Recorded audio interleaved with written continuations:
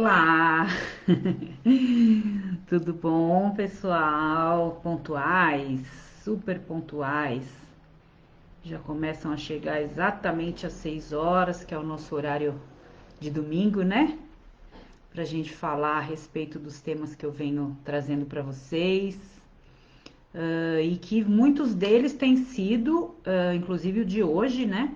Tem sido temas que surgiram em virtude dos pedidos que vocês fizeram, né? Das colocações, das sugestões como eu pedi, né? O que vocês acham que é importante a gente abordar. E aí vocês trouxeram algumas ideias e isso é super bacana para que a gente possa fazer lives que sejam realmente do interesse de vocês que me seguem, que me assistem. Boa noite, Bruninha, Su, Elizabeth, Débora, Mara, sempre por aqui. Olá, Maria Ivoneide, de Recife, né? Olha só como a gente está em São Paulo, ó, super agasalhado, tá muito frio aqui, viu? Queria ir para o Nordeste, mas a gente só pode programar o hoje, né? Atualmente. Nunca estivemos tão à mercê do, do lema só por hoje, né? O lema só por hoje agora faz mais sentido do que nunca. Bom, gente, vamos lá começar para que a gente possa dar condições de eu abordar o tema e depois vocês poderem fazer as perguntas, tá bom? Então, só me apresentando, nem todas as pessoas que vêm em todos as nossas lives me conhecem, né? Então, meu nome é Romina Miranda, sou terapeuta de família e casal, especializada pela Universidade Federal de São Paulo, pesquisadora na área de famílias de usuários de dependentes químicos e atualmente, mais especificamente, em virtude da minha tese de mestrado, focando também na dependência afetiva, nas relações que se formam a partir das questões relacionadas à dependência afetiva, dependência emocional, tem sido objeto de estudo também, né?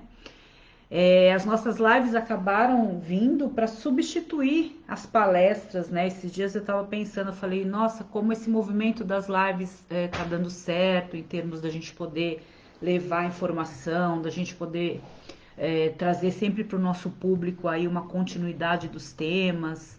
E na verdade isso acabou entrando em virtude do fato de nós termos sido cerceados em nossa possibilidade de levar a mensagem pessoalmente, né? Então, em outros tempos eu estaria certamente visitando os grupos ou fazendo palestras em diversos outros locais de maneira presencial, como eu adoro, né? Principalmente quando se trata de ir para outros estados, principalmente nos estados onde tem praia, como Cabo Frio, né, Rita?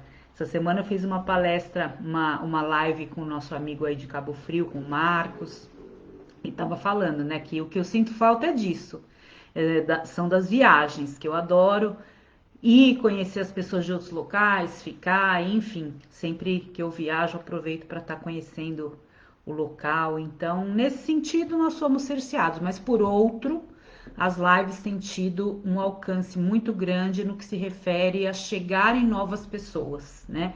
Pessoas que, por incrível que pareça, para nós que estudamos e que estamos, na verdade, seguindo uma sequência aí quando falamos de codependência, de dependência, etc. Para nós às vezes é muito comum tudo isso que a gente fala, ou já muito conhecido, mas todos os dias, Floripa também, Fabiane. Floripa não conheço ainda, viu? E olha que eu conheço o Brasil todo, mas Florianópolis eu nunca fui.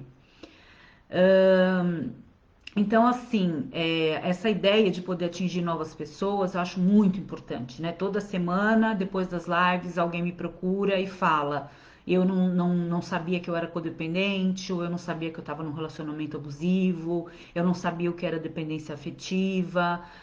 Então, saber que a cada live, além de estar em contato com vocês, que são os meus seguidores, que acompanham e prestigiam o meu trabalho, que eu gosto muito de estar com vocês, além disso, a gente está atingindo novas pessoas, que são pessoas aí que é o nosso objetivo, levar a mensagem para as pessoas que ainda sofrem, né, como falamos no grupo de apoio, porém ainda não sabem como ser ajudadas, né?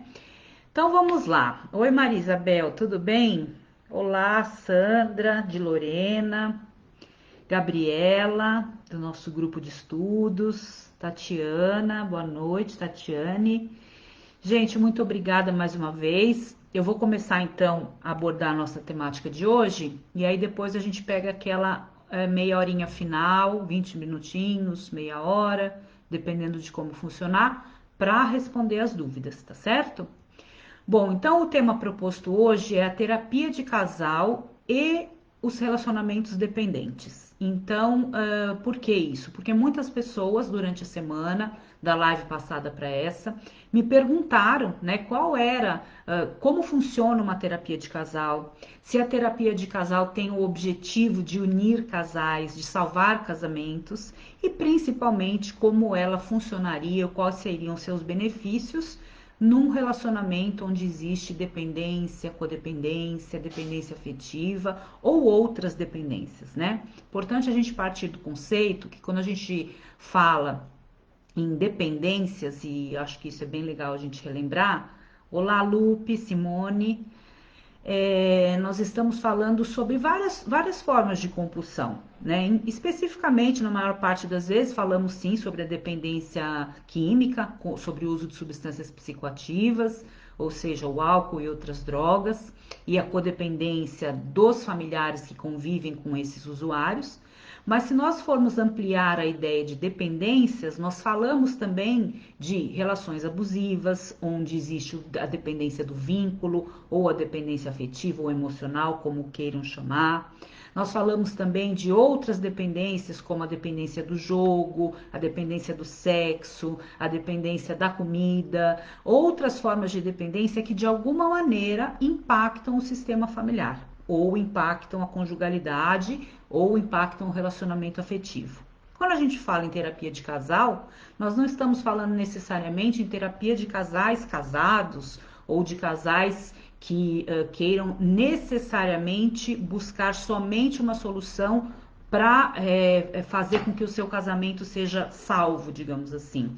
A terapia de casal ou terapeuta de casal, ele vai ajudar. Que bom, Rê, obrigada. É ótimo estar com você no final de semana. Eu também gosto, gente. É o meu programa agora de domingo é estar com vocês, porque passo o dia às vezes descansando ou estudando, mas esse horário eu sei que é nosso. Muito bom. Então, como eu estava dizendo, a terapia de casal ela não tem como objetivo fazer com que o casal efetivamente encontre uma forma de conviver juntos, de ter que ficar junto, de, digamos, em outras palavras, salvar o casamento. A terapia de casal muitas vezes pode terminar na decisão dos membros do casamento, dos cônjuges, dos parceiros, em se separar. Porém, vivenciando uma separação saudável, uma separação que não vai ser algo tão doloroso como seria se o casal não tivesse esse apoio, né? Então, primeiro é importante a gente entender essa questão. Terapia de casal vai salvar meu casamento? Terapia de casal vai ajudar no manejo do relacionamento e principalmente as questões relacionadas, né, ao tripé, que inclusive nós falamos bastante sobre isso ontem na live do Gabriel Mori, que nós falamos sobre relacionamentos afetivos e dependência e codependência também, onde ele fez as vezes do dependente e eu da codependente, onde nós trocamos ideia, foi bem legal. Falamos a respeito do tripé, né? O tripé que é a base do relacionamento, digamos assim, quando a gente fala em terapia de casal. Então, esse tripé, ele é composto de quê? De 3 itens principais. Então, vamos dizer, você que está aqui me assistindo hoje, porque tem algum interesse ou em atuar com casais, ou já atua e quer conhecer um pouco mais, ou você que está vindo porque tem especificamente uma questão no seu casamento, que pode ter questões dependentes, né? Porque esse foi o tema divulgado, então certamente as pessoas que vêm têm alguma questão nesse sentido. Então vamos dizer que esse seja o seu caso, né? O que a gente tem que avaliar? para que o casamento ou relacionamento esteja em rumo à funcionalidade. Três pilares. A comunicação, como é a comunicação do casal, se o casal tem comunicação assertiva, comunicação honesta, comunicação não ruidosa, comunicação não violenta, comunicação efetiva comunicação que não tenha, claro que nós não estamos falando em conto de fadas, né? Nunca vai haver briga, nunca vai haver ruído, não, isso não. Mas a gente vai sempre caminhar para que o casal possa ter a condição de resolver as suas questões de comunicação por meio do aprendizado que ele teve na terapia de casal.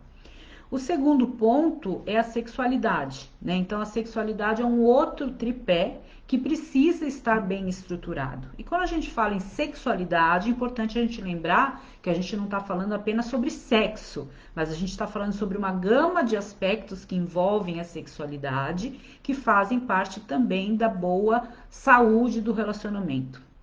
E por fim, a capacidade de fazer planos futuros. O que significa isso? Quando eu estou com alguém e essa pessoa, eu sei que eu quero ficar com ela, eu tenho prospecções com ela, porque eu acredito que juntos nós podemos criar uma família ou termos um bom relacionamento marital ou até efetivamente um relacionamento de namoro, que seja, mas que a gente tem capacidade de planejar nosso futuro, é o outro tripé, né? Então é o outro pé do tripé. Então esse tripé seria o tripé que nós consideramos na terapia de casal como o tripé da saúde emocional dos casamentos. Muito bem, o que acontece então?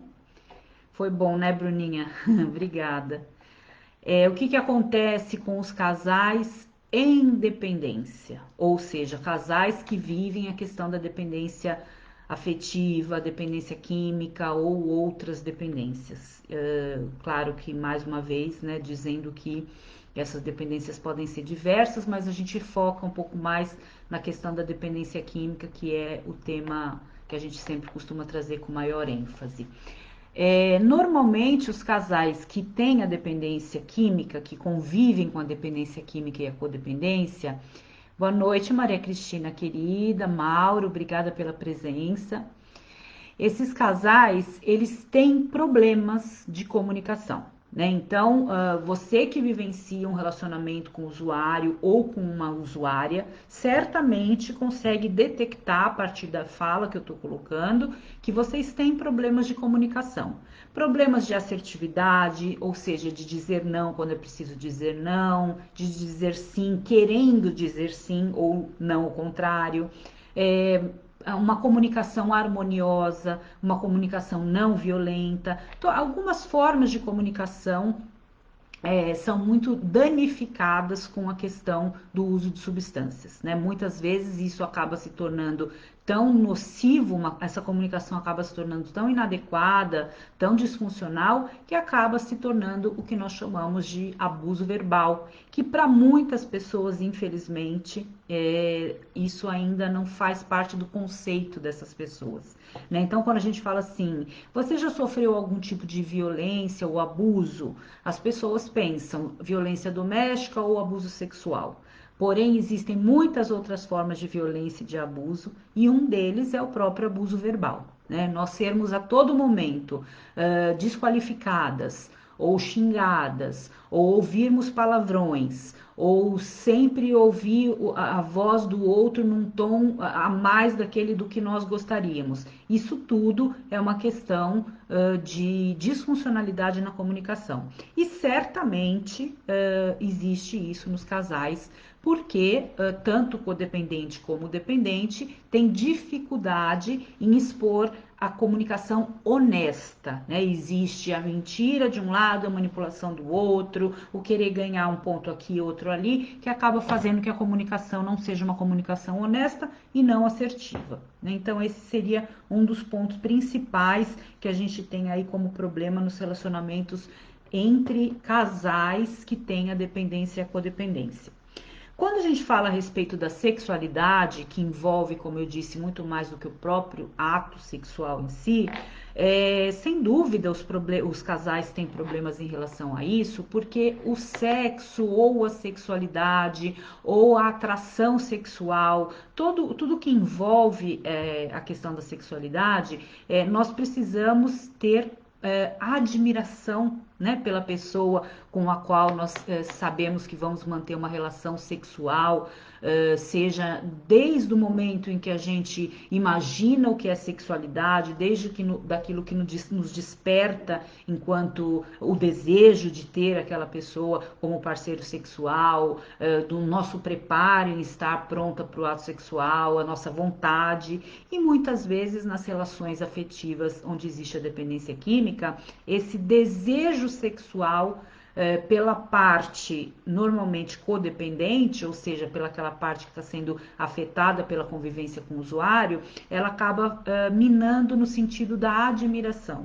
Né? Então, eu deixo de ter admiração por aquele homem que antes eu tinha, porém, todas as noites ele chega alcoolizado, os seus poros cheiram álcool, ou eu tenho que ajudar a dar um banho, ou eu tenho que fazer um papel maternal, ou eu venho desempenhando um papel maternal, né? Então aqui, algumas pessoas estão colocando, muitas vezes fiz para agradar. Exatamente, muitas vezes isso acontece, porque assim, não quero, não tenho vontade, porque não tenho mais admiração. Na verdade, em algumas situações eu perco a vontade de estar próximo até de forma tátil, né? Porque eu não quero sentir o cheiro do álcool, eu não quero tocar, isso tudo acaba realmente sendo muito danoso quando acontece com muita frequência, porém, quando a mulher muitas vezes aqui como está sendo colocado, quando a mulher ela ainda está num relacionamento em que ela se sente compelida a agradar, que é o relacionamento codependente, ela por muitas vezes faz sem ter vontade, como se fosse apenas para agradar o outro ou muitas vezes só para agradar o outro, né? Não vamos entrar aqui no viés das outras formas de abuso, que a gente poderia até colocar a questão do abuso sexual no que se refere ao estupro, no sentido de que a partir do momento que nós não queremos e falamos não, se o outro, até mesmo sendo nosso cônjuge, nos forçar a fazer é um estupro, eu não vou entrar nesse mérito, porque não é essa a questão aqui, nem é isso que nós vamos discutir, né? Mas é importante a gente ter noção de que nós precisamos entender um pouco mais do que é abuso, ampliar um pouco o nosso conceito sobre sermos abusadas e abusados, porque senão nós sempre vamos achar justificativas para o comportamento do outro e minimizar as nossas dores. Então eu não sei porque eu me sinto assim nesse casamento, eu não sei por que eu estou fazendo para agradar, eu perdi o desejo sexual, isso é culpa minha. Não. Né? Eu preciso entender quais foram os abusos que eu vivi, que eu venho vivenciando, até para entender o porquê que a minha sexualidade está afetada. E sendo ela um dos pilares da relação, é mais um motivo aí para a gente olhar para o relacionamento dependente com um olhar especial. Quando eu falo relacionamento dependente, eu estou falando de ambas as partes. Muitas vezes, e na maioria das vezes, cria-se um vínculo de dependência de um para o outro, né? Então, o dependente, por mais que fale, o dependente só usa, só depende da droga. Não, ele também depende da complementariedade da relação do codependente, né? Quando o codependente começa a ter reações muito autônomas, no sentido de se desvincular desses vínculos doentios, o dependente também estranha. Então, é uma relação de retroalimentação, vamos lembrar sempre disso. Ninguém está sendo dependente sozinho e ninguém está sendo codependente sozinho. Nós só estamos cumprindo esse papel na relação porque nós estamos entrelaçados e retroalimentados, cada um pelas suas fragilidades, um pela doença da dependência, o outro pela fragilidade emocional, mas nós estamos retroalimentando questão do outro, né? E o terceiro pilar, como nós falamos, a capacidade de fazer planos futuros. E aí, nos relacionamentos dependentes, onde existe a dependência química e a codependência, qual é a capacidade que eu tenho de fazer planos futuros sozinha, né? Se eu estou num relacionamento. Porque como que eu vou fazer um plano futuro com alguém que eu não sei se vai estar limpo amanhã? Como que eu vou fazer um plano futuro com alguém que me diz que vai parar de usar droga, mas não toma nenhuma atitude para parar de usar? Como que eu vou fazer um plano futuro com alguém que eu não sei nem se eu quero continuar com essa pessoa? Porque eu já nem sei mais se eu dou conta de continuar essa relação. Eu recebi uma mensagem, acho que ontem, de alguma esposa perguntando qual é o limite, né? Para eu definir se eu fico ou se eu não fico. Os limites são individuais, né? O que nós estamos colocando aqui são formas que os relacionamentos acontecem, o que é saudável numa relação, o que é disfuncional. E agora vamos falar um pouco a respeito do que a terapia de casal pode fazer por uma relação, desde que ambos estejam dispostos. Agora, dizer até que ponto eu posso ficar, aí é algo totalmente individual, né? Claro que sem entrar na questão de quando existem relacionamentos com violência física, etc., onde nós teríamos até que fazer uma interferência voltada até para a questão judicial, mas enquanto estivermos falando de relacionamentos em que nós não sabemos bem o que queremos, não sabemos se ele vai parar de usar ou não, não sabemos o que fazer, a gente precisa conhecer o histórico desse casal, conhecer os padrões desse casal, né? Quais são os padrões familiares dele, quais são os padrões familiares dela, quais são os padrões que eles construíram nessa nova relação. Lembrando um pouquinho de um conceito sistêmico que eu sempre trago para vocês, é o ciclo de vida, né? Ciclo de vida, ciclo vital familiar. Então, a fase do casamento é a fase que nós chamamos de fase de aquisição. Então, nós saímos da nossa família de origem, onde nós tínhamos nossos pais e bem ou mal lidávamos com o nosso papel de filhos. Bem ou mal, que eu falo que muitas vezes o usuário ele já não estava bem no papel original, ou seja, vivendo com a sua família de origem. E aí ele casa e a mulher acha que com esse casamento ele vai melhorar, que ela vai salvar a relação com o amor dela. Então, mais uma vez, né, já falei para vocês a respeito das pesquisas que nós fizemos pelo país todo, que trouxeram resultado como respondentes as esposas dizendo em 90% dos casos que sempre souberam do uso. Não foi uma surpresa depois do casamento. Eu casei e depois eu descobri que ele usava. Não. Ele bebia, de vez em quando exagerava. Eu sabia que de vez em quando ele fumava maconha, mas eu achava que quando a gente casasse ia passar, né? Essa ideia é muito comum. Débora, sim, mas estamos aqui para falar, né, de soluções também. É forte no sentido quando a gente se identifica, né? Mas vamos falar também de soluções, né? Não só de problemas. Então, voltando, essa questão das mulheres saberem e acharem que com seu amor poderiam salvar é uma ilusão que nós criamos como mulheres, normalmente pelo nosso papel de responsabilidade no casamento, de que nós podemos salvar através do nosso amor. Muitas vezes viemos de lares disfuncionais, onde os nossos pais não tiveram um bom relacionamento e que agora nós gostaríamos de reproduzir um bom relacionamento na nossa família atual, já que a dos nossos pais não foram assim. Porém, infelizmente, muitas vezes nós estamos repetindo padrões que nós não gostaríamos de repetir. Né? Então, por que é importante conhecer a família de origem?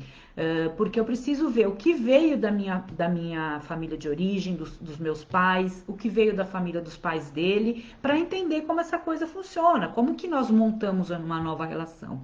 E como eu estava dizendo para vocês a respeito dessa questão da família constituída, fase de aquisição, então muitas vezes nós saímos da família de origem com uma série de questões não elaboradas, seja uso de drogas, outras dependências, codependência, dependência afetiva, carências diversas, casamos achando que vamos resolver todos os problemas. Ele vai parar de usar droga, eu vou parar de ser carente, nós vamos de repente fazer uma mágica na noite de núpcias e tudo vai ser lindo a partir do dia seguinte. Sem dúvida, influenciados pelos contos da Disney, pelas músicas que fazem alusão ao amor incondicional, né? Isso a gente brinca bastante nos grupos de amor exigente, quando o Luiz Fernando canta as músicas dele lá, Luiz Fernando Calduro, nosso diretor de grupos, canta as músicas que fazem alusão àquele amor incondicional, ou aquele amor da sofrência, né? Que só sou feliz com você, ou por você, ou sem você eu morro.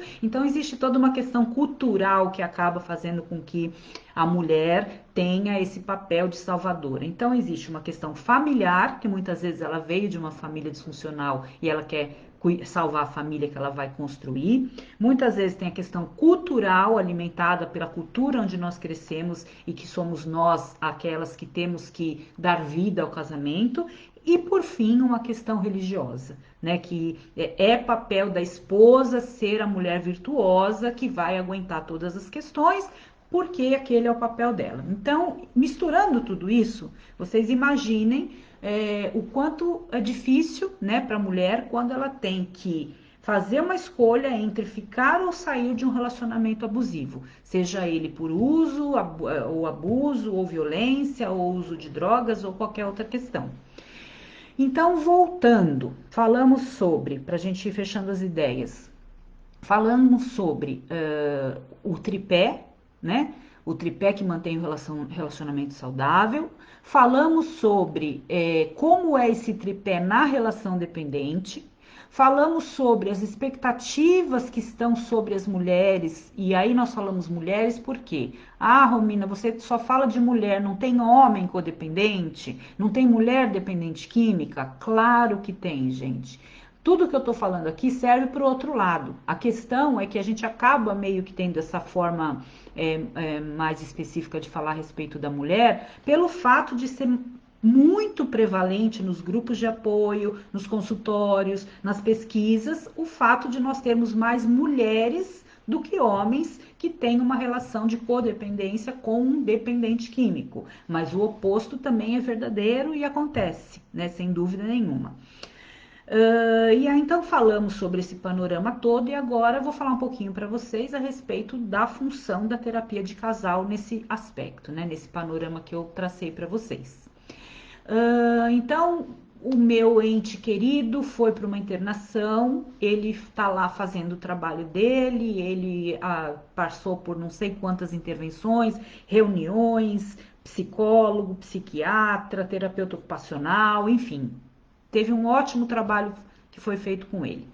E eu por aqui também fiz o meu trabalho, fiz terapia, fiz grupo de apoio, estou em grupos de apoio, perfeito. Cada um dos dois fazendo a sua parte. Esse é o mínimo que se espera, né? Não dá para esperar que um faça e o outro não faça. Então você, esposa que está fora e o seu marido está porventura numa situação de internação ou de tratamento, você tem como papel nessa relação fazer a sua parte indo buscar um grupo de apoio ou uma terapia para você. Até aí tudo bem. Porém, quando esse novo casal se reencontrar, que é o novo homem que sai da comunidade ou do tratamento e a nova mulher que aprendeu várias coisas no grupo de apoio ou na terapia, quando eles se reencontrarem, eles não vão mais se reencontrar na doença. Eles vão se reencontrar na saúde, no padrão funcional de se relacionar. E por incrível que pareça, eles vão ter dificuldades em viver na relação saudável.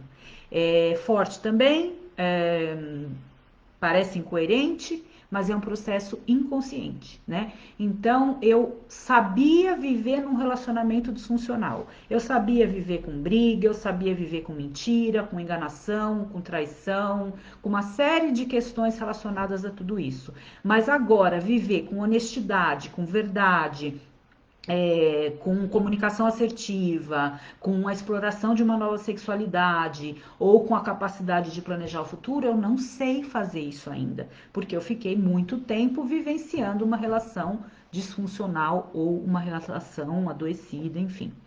E aí que vem o papel da terapia de casal, especificamente nesse caso que nós estamos falando das relações de independência, né? Então, o que nós vamos fazer agora? Nós vamos ajudar esse casal a fazer a adequação desses novos padrões. Nós vamos criar novos padrões de comunicação, novos padrões de relacionamento, de afetividade, de sexualidade, para que esse casal possa aprender a se relacionar na saúde.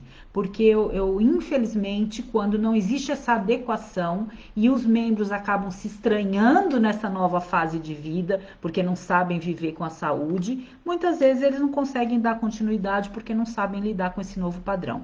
Então, nesse sentido, a terapia de casal, ela vem pontualmente para ajudar o casal a viver nesse novo contexto, o contexto da saúde. E aí sim, quando ambos querem, quando ambos estão dispostos, a gente tem a chance bastante prevalente de ter um sucesso, né, no que se refere à condução desse novo casamento, porque os dois sentiram vontade de buscarem juntos um modelo de tratamento que pudesse auxiliá-los. Quando a gente percebe que um dos membros não está tão disposto assim, a gente pode iniciar a terapia de casal com um dos membros do casal? Pode, desde que a gente saiba que o objetivo é que aquele membro, que nós chamamos de membro motivado, que é o membro que procurou, saiba que o objetivo da terapia de casal ou de família, né, quando a gente vier falar sobre o tema de família especificamente, é atingir o todo. Então, nós podemos, por algum tempo, por um período breve, estar trabalhando com um membro do casal para ver se a gente consegue trazer o outro membro, para aí sim a gente efetivamente fazer o trabalho do manejo do casal. Mas quando isso não acontece, sem dúvida nenhuma, diminuem as chances da gente conseguir ter uma caminhada produtiva, porque uma das partes está se mostrando resistente ao tratamento. Então, é aquela ideia, um quer recomeçar, reformular, viver no padrão saudável, e o outro ainda tem suas restrições. Então, até que ponto realmente que esse casal tem chances de dar continuidade no relacionamento. Agora, independente do fato de ter ido ou não ter ido para a clínica, para internação ou não. O meu não está em clínica, nunca foi para clínica, ele está no uso, né? No que serviria a terapia de casal? Como que a terapia de casal ajudaria? Bom, em primeiro lugar, se uma pessoa está em uso e não tem motivação nem para fazer um tratamento para si, pouca motivação ela vai ter para fazer um tratamento conjugal. Né? Então, nesse sentido, é importante que a gente pense primeiro no processo individual de cada um, então que ele esteja na terapia dele, no CAPS dele, no grupo de apoio dele, aonde ele se sente bem. A esposa, o cônjuge, esteja buscando o seu início de tratamento para que um dia também a gente tente trazer o casal à terapia. Né? Então, existem diversas situações, mas o mais importante entender é quando houver uma sinalização, tem um membro motivado, que é quem quis começar, a mulher ou o homem, e a sinalização do outro em querer vir para a terapia, a gente tem aí meio caminho andado no sentido de que a gente vai progredir de uma forma mais efetiva, porque os dois estão em busca desse ajuste conjugal. Quando um dos dois não quer, pode existir várias razões. Tem homens que não querem porque não acreditam no tratamento, porque tem estigma ou preconceito a respeito desse tipo de intervenção. Por muitas vezes existem homens que também são mais fechados, acham que tem dificuldade em se expor, principalmente se tiver uma terceira pessoa manejando a questão do casal. Existem vários motivos, mas o importante é a gente precisa entender qual é a vontade que esses dois têm de realmente dar continuidade a esse tratamento, a essa nova formulação de vida, né? E aí, por fim, para que a gente possa terminar essa primeira parte, para que vocês possam fazer suas perguntas e a gente falar mais especificamente sobre o que interessa a vocês, é importante lembrar que a terapia de casal vai ter como foco o quê? Então, voltando para o tripé, ajustar a comunicação. Como?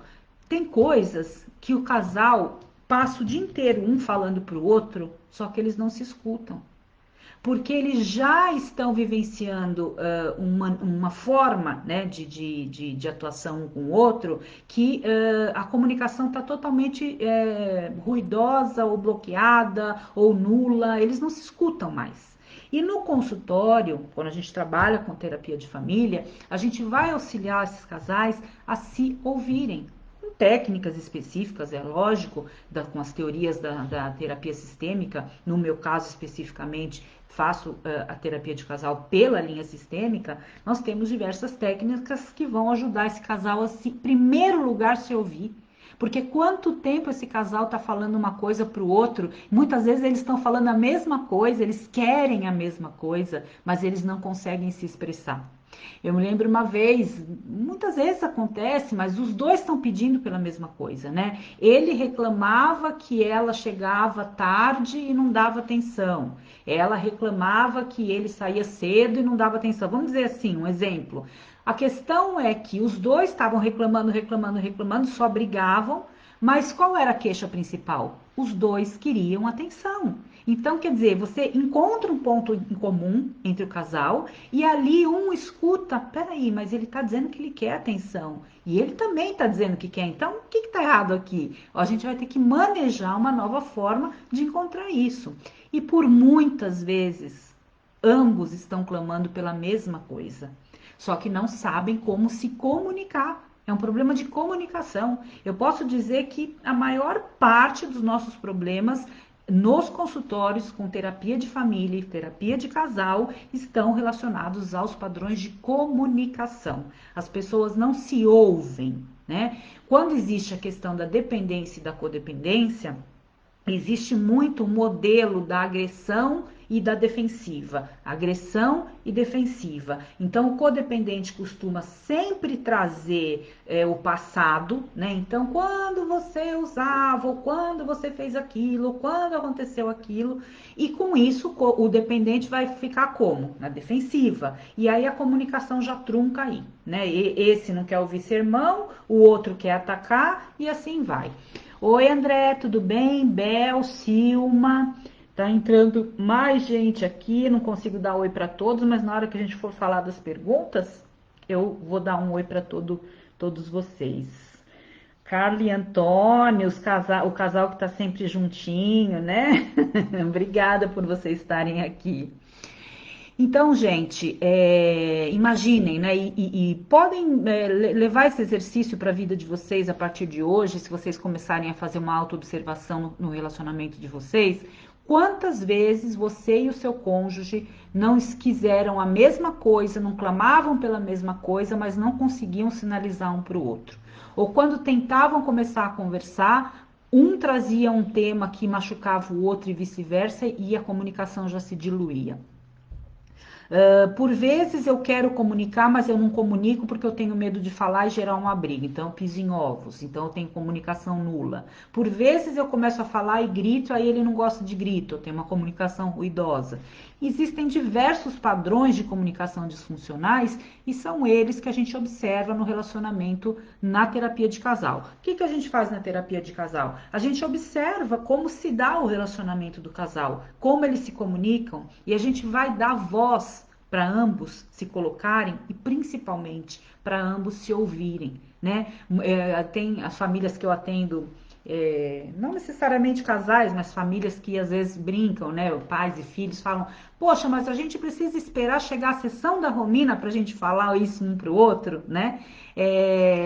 Porque por muitas vezes as pessoas só conseguem se ouvir com alguma intervenção em algum momento. Agora, a ideia é que a partir do momento em que a gente consiga efetivamente aprender a se ouvir, aprender a praticar a comunicação honesta, aprender a manejar a comunicação de uma forma diferente, que vocês possam fazer isso de forma independente. A terapia familiar, a terapia de casal, é uma terapia pontual, né? Ela não é uma terapia ad eternum, é algo que acontece para manejar situações para que o casal saiba daqui para frente como se comunicar, por exemplo, se esse for um dos problemas. E em dependência, esse é um dos problemas. E quando a gente fala de padrões de sexualidade, também auxiliar esses casais a externalizarem quais são as dificuldades que eles têm em relação à prática da sexualidade de uma forma geral. O que foi perdido, por que foi perdido, o que foi falado que me fez não ter vontade, o que eu espero dele sexualmente, o que ele espera de mim, o que ele faz que me agrada, o que o outro faz que não agrada. E muitas vezes dizer isso no dia a dia ali da convivência com a dependência, é muito difícil e muito raro criar espaço para isso, né? E a questão do terceiro ponto, que é a capacidade de fazer planos futuros, na terapia, quando a gente começa especificamente a entender que o casal já começa a entrar numa linha de crescimento, de criar novos contratos, novos acordos, novas formas de se relacionar, aí a gente começa a planejar o que aquele casal quer junto da vida. Não, a gente quer namorar para sempre. Não, a gente quer casar. Não, a gente já é casado e agora a gente quer ter filho. Não, a gente já tem filho, mas a gente agora quer aposentar, a gente quer viajar, a gente quer e começar a fazer planos palpáveis que vão realmente começar a existir a partir da recuperação individual de cada um e depois da recuperação do casal.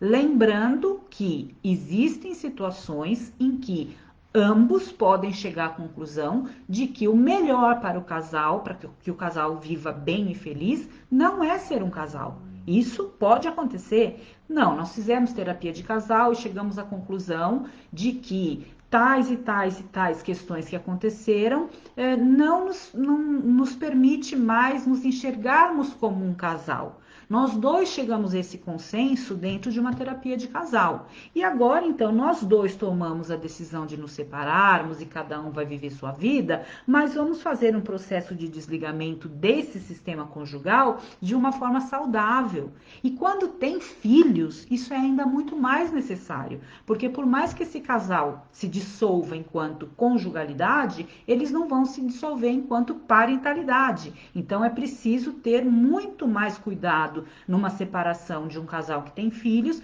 porque vai haver um relacionamento provavelmente eterno, né? No sentido de que a parentalidade não vai ser desfeita, certo? Eu sempre falo assim, vou falar meia hora, deixar meia hora para perguntas. Quando eu olho, eu já estou chegando nos 45, né? Eu acho que eu penso que é uma partida de futebol, eu faço o primeiro tempo e depois vocês fazem o segundo. E eu tento resumir, né? Então vocês imaginem o que sou eu falando sem parar. Então, eu acho que deu para esclarecer, né, a ideia de hoje. E aí eu gostaria então da gente começar a olhar aqui para as perguntas que vieram desde o comecinho. Eu acabo perdendo as perguntas do começo, viu, gente? Eu não sei o que eu não sei fazer direito ainda aqui. Mas vamos lá. Romina, boa noite, sou de Itapira, conselheiro da Santa Carlota. Marcos Roberto, muito legal. Santa Carlota, já estive, já fiz pesquisa com as famílias de lá. Trabalho maravilhoso de vocês, obrigada pela presença.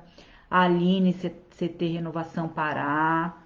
Regiana Araújo, minha amigona, que está sempre comigo nos nossos grupos do livro, né? Lembrando, quem não conhece ainda, eu sou autora de um livro, né? O mais novo livro que eu tenho é o livro Até que a Droga Nos Separe, um olhar sobre a codependência. Eu acho que a maior parte de vocês já conhece, mas quem não conhece ou quem não sabe ainda da ação que a gente vem desenvolvendo, há pouco tempo foi lançado o Guia Prático de Atividades, que traz mais de 250 perguntas reflexivas, que são perguntas sistêmicas, exercícios sistêmicos para autoconhecimento, para conhecimento dos padrões familiares, para conhecimento dos padrões de relacionamento. E aí, a cada 15 dias, nós nos reunimos num grupo pela internet, é um grupo de estudos, né? Onde a gente compartilha essas nossas vivências que nós trabalhamos no guia.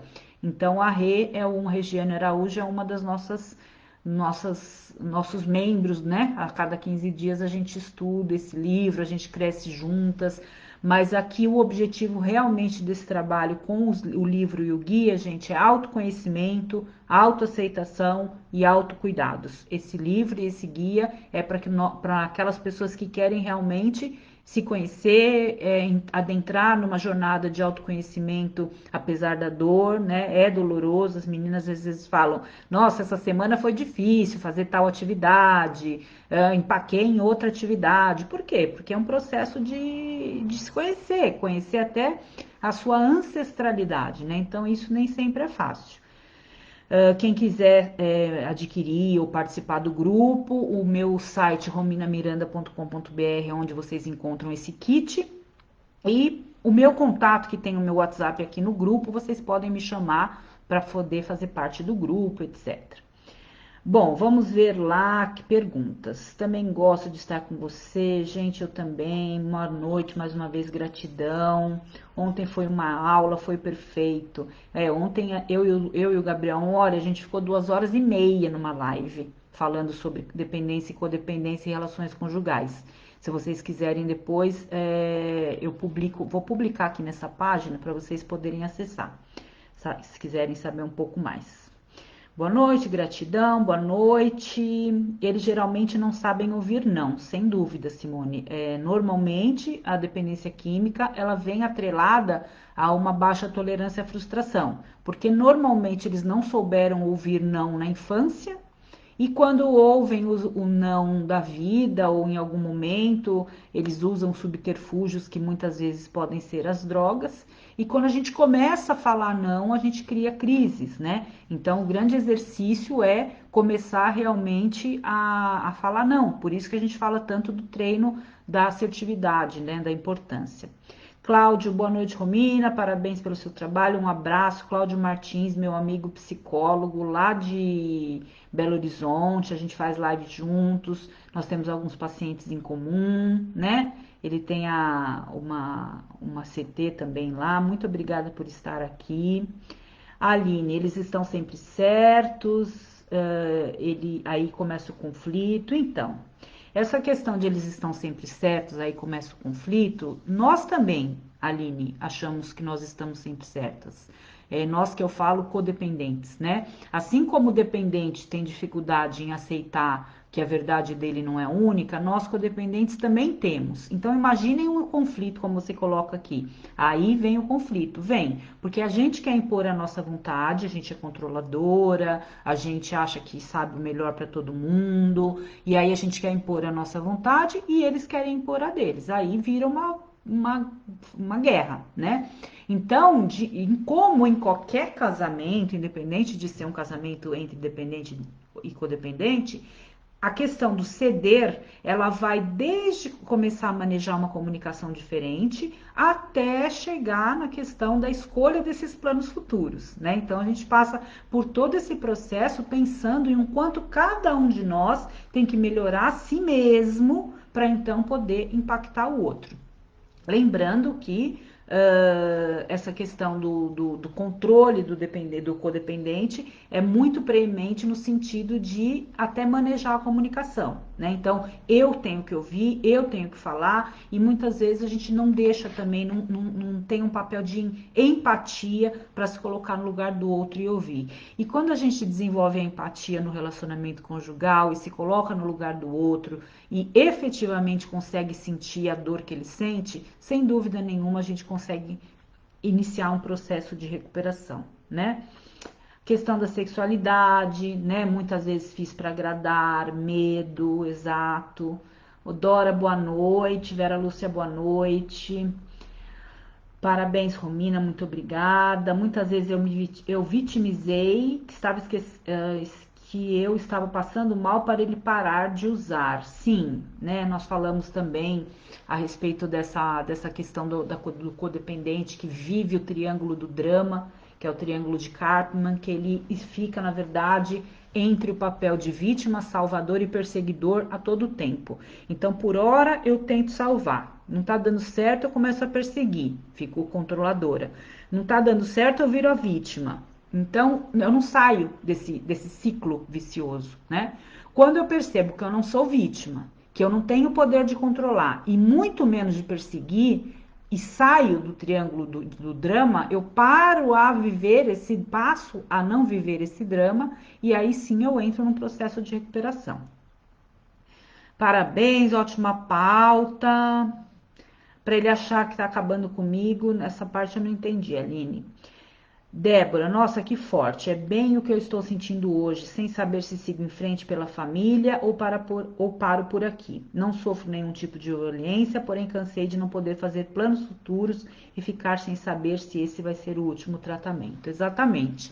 Né? Esse é um grande ponto, né, meninas? E assim, além da minha questão que vocês conhecem como profissional, eu passei por essa situação, fui casada durante 12 anos com dependente químico e vivenciei todas essas questões que vocês colocam, né? A questão de não saber se vai ou se continua, se vale a pena tentar mais um pouco ou não, quando é a hora de parar, quando é a hora de seguir. Mas eu só saí realmente fortalecida com uma decisão do que eu queria quando efetivamente eu vi que o meu sofrimento era maior do que a minha felicidade. Então eu precisava parar mesmo amando. No meu caso especificamente, eu me separei amando, mas não dava mais, era muito sofrimento para mim. E aí eu comecei toda a minha trajetória de processo terapêutico, de grupo, de estudo, de saber, de ir atrás, tudo isso que vocês fazem, né? Eu também já fiz. E hoje nós temos uma ótima relação, somos pais, então é muito importante a gente entender que esse vínculo não vai se danificar, ou danificar não, ele não vai se romper, então a gente precisa manter esse vínculo existindo de uma forma saudável, né? Mas essa dúvida entre o momento de parar ou não parar, a gente precisa de um fortalecimento para essa decisão, porque não é uma decisão fácil, né? E muitas vezes essa decisão, se ela não for realizada com a certeza, a gente pode estar dando um passo em falso e depois se arrepender. E muitas vezes esse arrependimento não nos proporciona depois tentar novamente. Então, assim, a gente precisa ter certeza de que, olha, não é mais isso que eu quero, eu não tenho mais vontade nem de tentar, eu não quero fazer terapia nenhuma de casal ou tentar por outro caminho nenhum, nem grupo de apoio, nem nada, eu não tenho mais amor, o amor acabou. Não tenho mais nenhuma pretensão de voltar a ter ato sexual com ele, a praticar o sexo. Eu não consigo me comunicar e acredito que também não estou disposta a esse esforço. É, eu não tenho vontade de fazer planos futuros com ele. E aí sim se deparar com uma outra questão que eu venho percebendo bastante prevalente no consultório, que é assim, eu fico porque eu tenho medo de ficar sozinha. E isso é algo muito prevalente, mas ao mesmo tempo é uma grande ilusão, né? Porque quem garante que vocês vão ficar sozinhas? Quem garante que você não vai encontrar uma outra pessoa quando você tiver saúde emocional, e que vai te fazer feliz? Ou, ainda, se você não encontrar essa pessoa, quem te diz que você não pode ser feliz vivenciando outros prazeres da vida sem necessariamente priorizar um relacionamento afetivo? Né? Então, essa é uma questão que eu vejo bastante prevalente. Muitas mulheres se privando da possibilidade de experienciar uma nova fase da vida com receio de ficarem sozinhas. Isso também é bem presente. Dora, só conheci o seu trabalho ontem, muito prazer, que bom, Dora. Então você é uma nova seguidora aqui do nosso trabalho. Todos os domingos eu faço uma live sobre temas correlatos. Você pode estar acompanhando aqui que você vai sempre ser informada.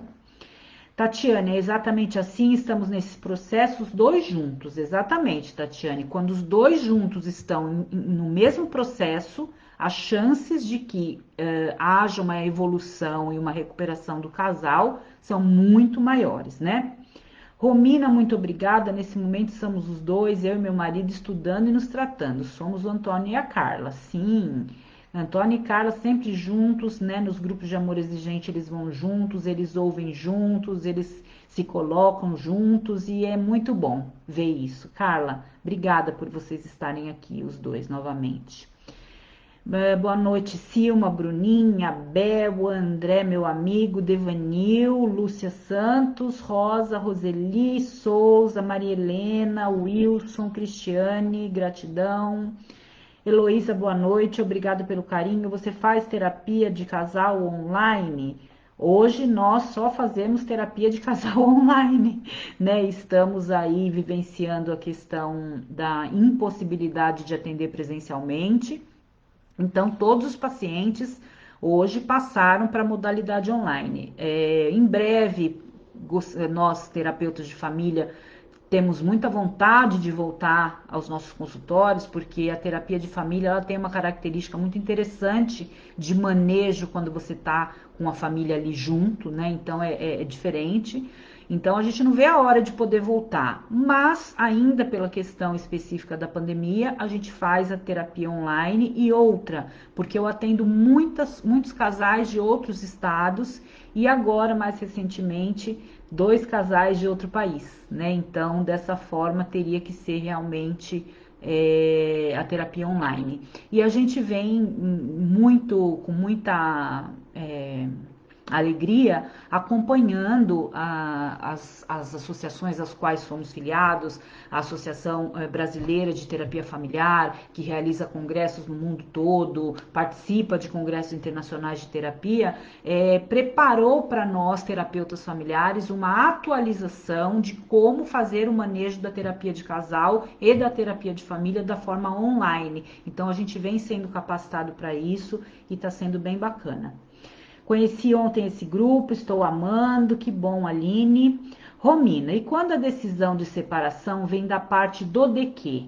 É sinal de algum despertar dele ou porque ele não deu conta da postura do codependente em recuperação? Tá, então vamos dizer, o codependente entrou em recuperação e aí o de quê não quer mais, certo?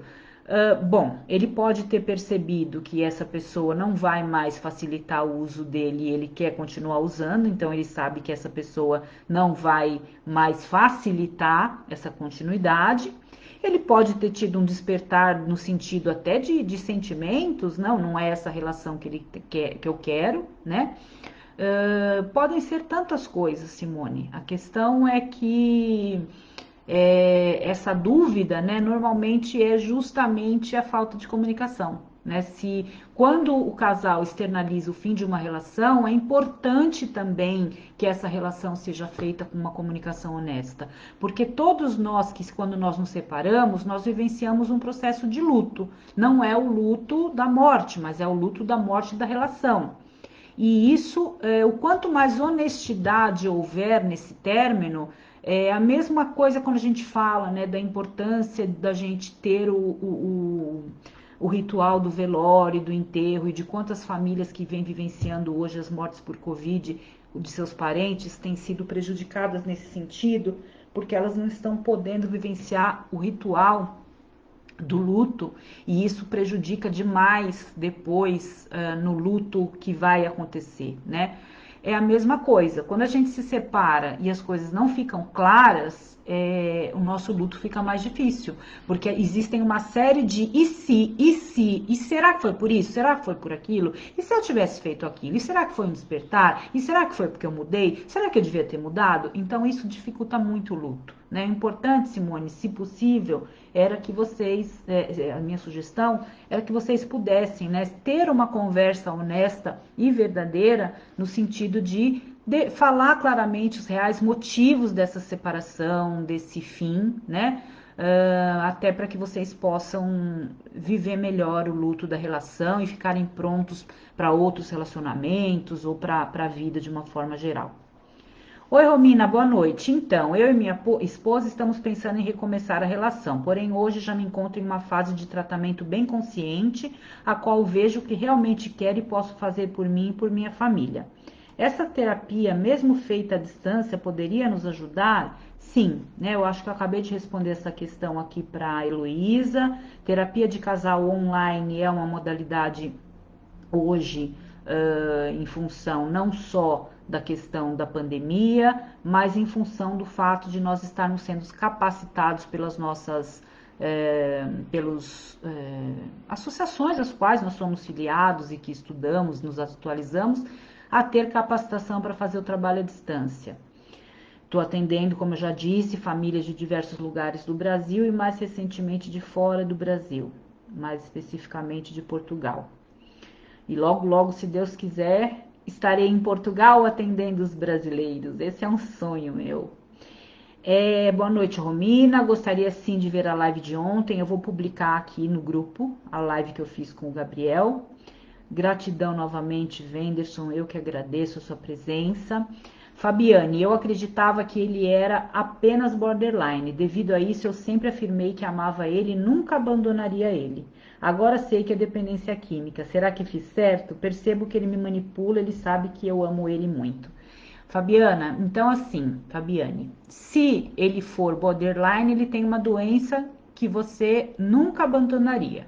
Mas se ele for dependente químico, que é uma outra doença, essa doença você põe em dúvida se você o abandonaria ou não.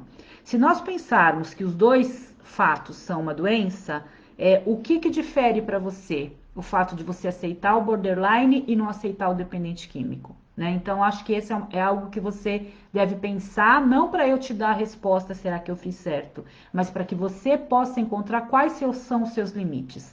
O que é viver com borderline? Tem pessoas que não dão conta de viver com borderline, enquanto outros não dão conta de viver com dependente químico. Como você disse, se fosse borderline eu dava conta, dependente químico eu estou em dúvida. Então, que tal começar a pensar em todos os comportamentos que englobam o dependente e o borderline e pensar e quais são seus limites para qualquer uma dessas duas situações. Acho que isso talvez te ajudaria a elucidar um pouco mais. Essa questão da manipulação, ele me manipula porque ele percebe que eu amo, ele sabe que eu amo, é importante eles saberem que nós amamos. Afinal de contas, é através do amor e do acolhimento e da empatia que a gente vai poder, de alguma maneira, ajudar, acolher e até sensibilizar. O que a gente não pode é realmente deixar que esse amor seja fragilizado a ponto de permitir a manipulação. Então, quando a gente começa a adquirir alguns novos comportamentos, a gente ama, mas não aceita a manipulação, né? A gente separa o problema que ele tem, a doença que ele tem do indivíduo. Eu amo o indivíduo, mas não amo a sua doença e muito menos o que sua doença faz comigo.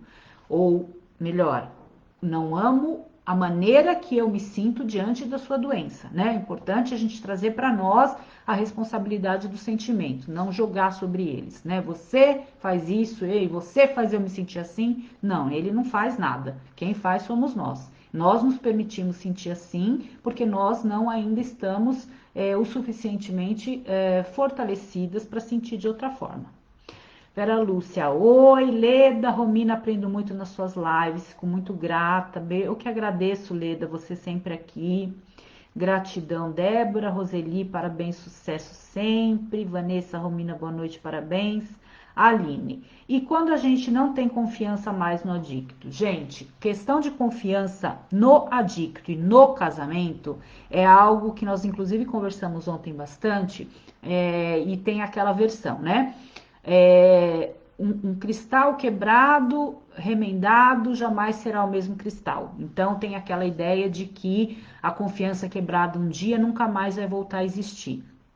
Porém, como nós estávamos falando ontem, em terapia de casal, a gente trabalha com o conceito de novos contratos, né? Ou seja, Minuchin, que é um dos nossos autores da terapia familiar sistêmica, ele falou uma vez para um aluno dele que perguntou: o senhor é casado? Ele falou: sou casado 5 vezes. Nossa, 5 vezes, 5 mulheres diferentes? Ele falou: não, 5 vezes com a mesma mulher. Como assim? Porque cada vez que o nosso casamento chegava num ponto que ele estava terminando e a gente tinha interesse em continuar, a gente fazia um novo contrato de casamento.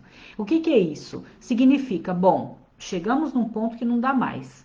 Eu perdi a confiança porque você é adicto, ou porque você mente, ou porque você manipula, ou porque você me traiu. Não sei exatamente qual o motivo. Ok. Ainda assim, você vai aguentar, você vai querer parar, vai abrir mão do casamento porque você não consegue dar conta de ficar olhando para aquela rachadura no cristal? Ou você acha que você tem capacidade, resiliência, força e amor o suficiente para poder continuar o relacionamento sabendo que existe uma rachadura, mas não necessariamente dando o valor para essa rachadura maior do que para o novo contrato que você fez? Então essa é a questão, né? A confiança, para que ela seja reconstruída, a gente precisa realmente perdoar o passado e realmente estar disposto a fazer um plano futuro com o nosso cônjuge, com o nosso adicto, com o nosso namorado, enfim. Porém, sabendo que Para que eu viva um novo contrato ou uma nova fase, eu preciso me dispor a não mais ficar voltando ao passado e trazendo à tona todo momento. Mas lembra quando você me traiu? Mas lembra quando você mentiu? Mas lembra quando você fez isso? Não, é novo, é daqui para frente. Ah, Romina, eu faço o quê? Desligo uma chavinha e não vou lembrar mais disso? Vou perdoar de uma hora para outra? Não. Eu vou trabalhar isso, vou ressignificar essa minha dor através de um trabalho terapêutico, através de um grupo de apoio e ter a certeza de que o que eu quero é viver bem e feliz daqui para frente, apesar da existência dessa rachadura.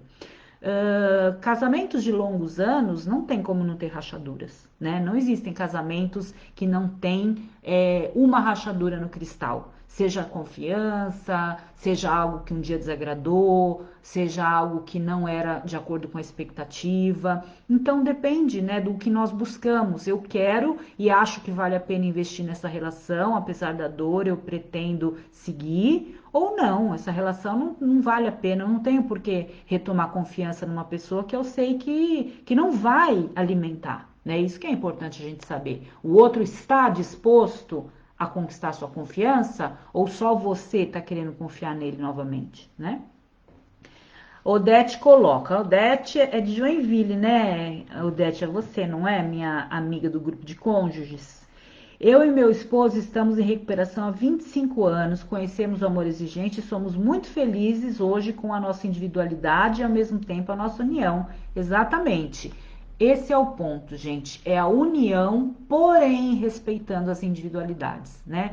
Infelizmente, nas relações de dependentes e codependentes, existe uma fusão relacional. O que que é isso? Uma ideia de achar que é uma coisa só. Somos uma alma só, sabe? Alma gêmea, essas questões que eu já falei para vocês que a cultura acaba fortalecendo, né?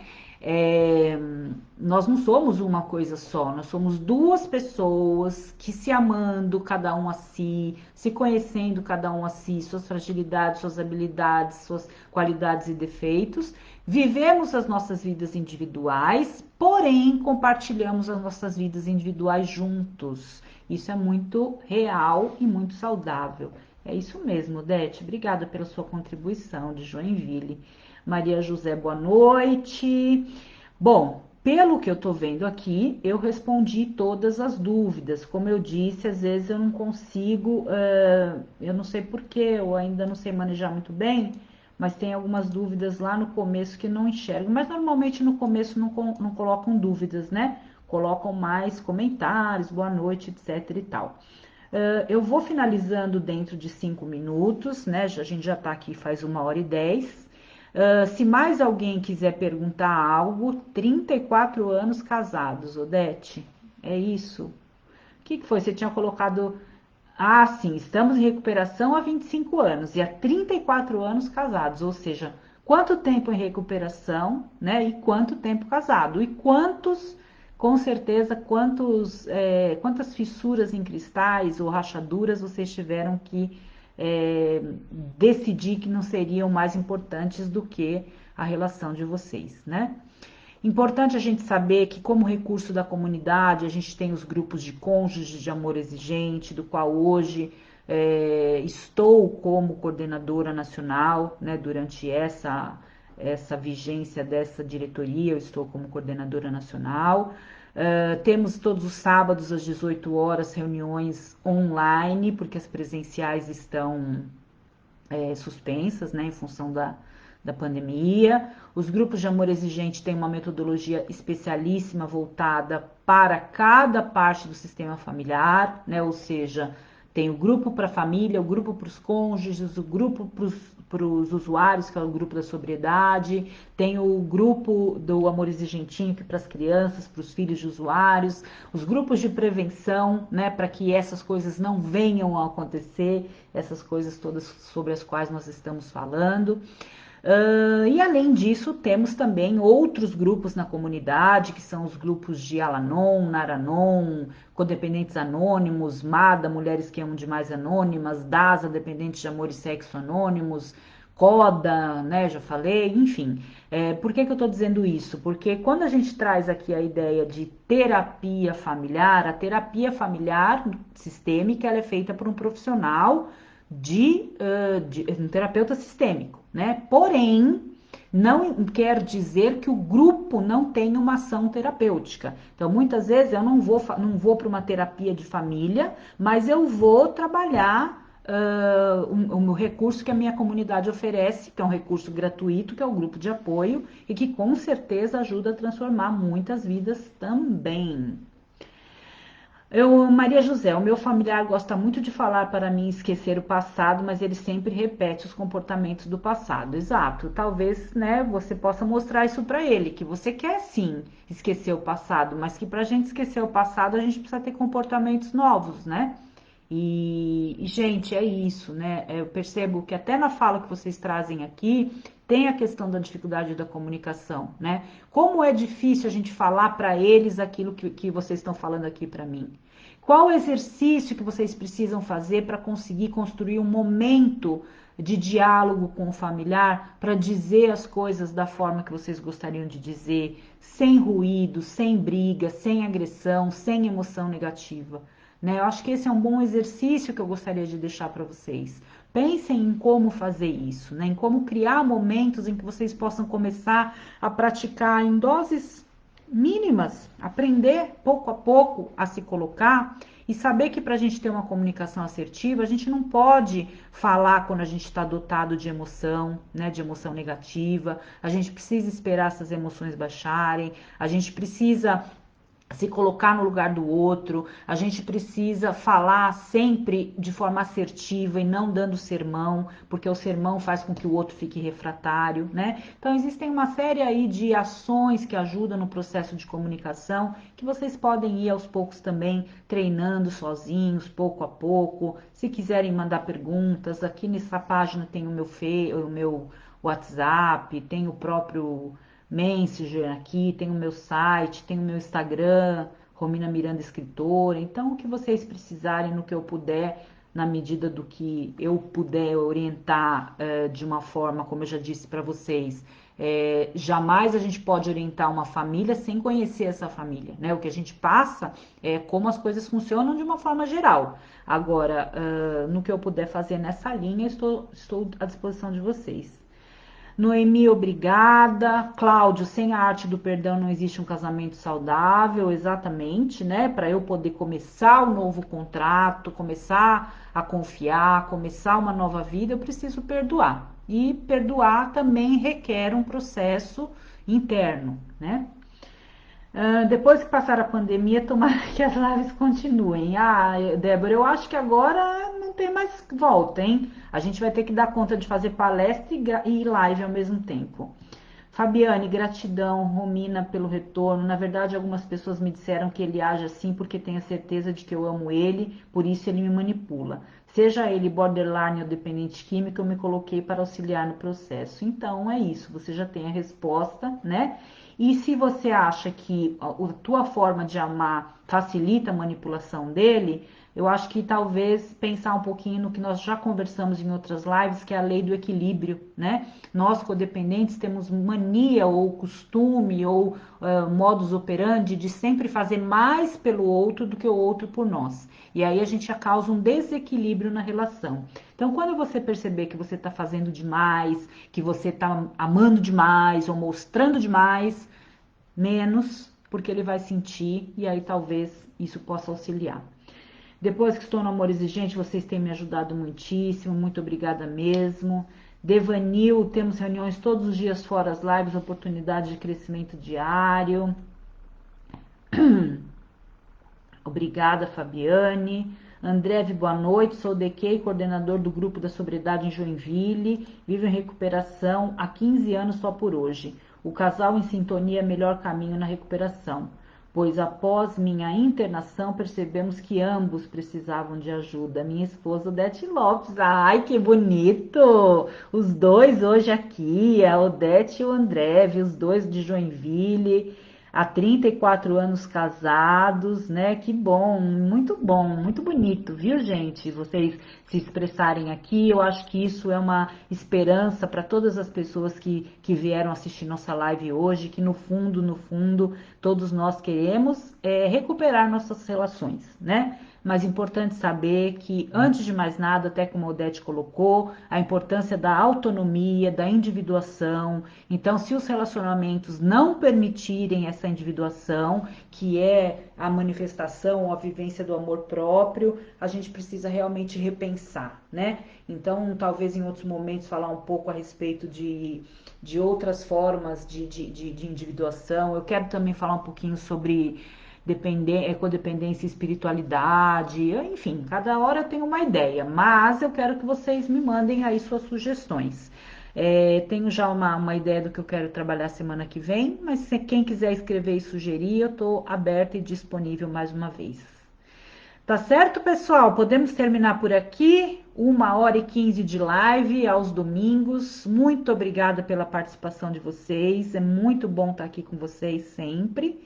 E sou tua fã, tu será bem-vindo em Floripa. Olha, o segundo convite para Floripa, hein? Bom, quero ver na hora que acabar essa história se vocês vão mesmo continuar me convidando para Floripa. Torço por sua dissertação, conte comigo para participar dos grupos de pesquisa. Obrigada, Fabiane, é isso mesmo. A minha dissertação de mestrado é justamente para mostrar a questão da repetição de padrões nas famílias onde mulheres repetem relacionamentos com usuários em função de vivências infantis, né? Então eu preciso sim que vocês me ajudem nesse processo.